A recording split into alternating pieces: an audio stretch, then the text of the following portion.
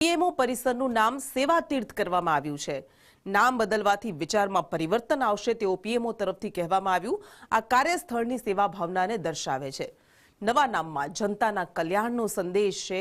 દેશમાં રાજભવનના નામ લોકભવન રાખવામાં આવ્યા।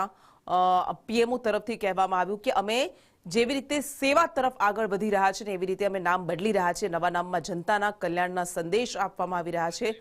વધુ विगत साथ संवाददाता अजय यादव अपने साथ जुड़ा है। अजय, पीएमओ का नाम बदलकर अब सेवा तीर्थ कर दिया गया है और बताया जा रहा है कि ये सेवा की भावना को दर्शाता है। देखिए, निश्चित तौर पर इसके पहले भी प्रधानमंत्री नरेंद्र मोदी की तरफ से जो आज कर्तव्य पथ दिखाई देता है, जिसे पहले राजपथ जाना जाता था, तो तब भी प्रधानमंत्री नरेंद्र मोदी ने उसका नाम बदलने का तर्क यही दिया था कि दरअसल राजशाही खत्म हो चुकी है, लोकशाही आ चुकी है, इसलिए लोकशाही से जुड़े हुए सारे नाम होने चाहिए। तो इसलिए राजपथ का नाम उन्होंने कर्तव्य पथ रखा था और ऐसे कई सारे परिवर्तन हुए थे जिसमें कहीं न कहीं स्वदेशी का या देश भावना का पुट आता हो। और अभी थोड़े दिन पहले कह सकते हैं कि हफ्ते भर के भीतर एक और बदलाव हुआ था जिसमें राजभवन का नाम लोकभवन रखा गया था और उसके पीछे भी यही तर्क दिया गया था कि चूंकि राजशाही खत्म हो चुकी है, इसलिए राजभवन नाम जो है अपने आप में एक विसंगति पैदा करता है, इसलिए लोकभवन होना चाहिए।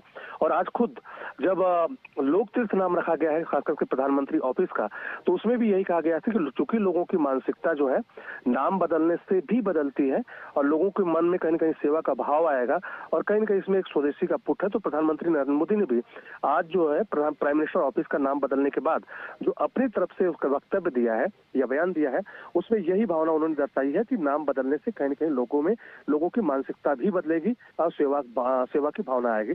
इसलिए अब पीएमओ का नाम जो है वो लोक तीर्थ रखा गया है। जी बिल्कुल, आभार।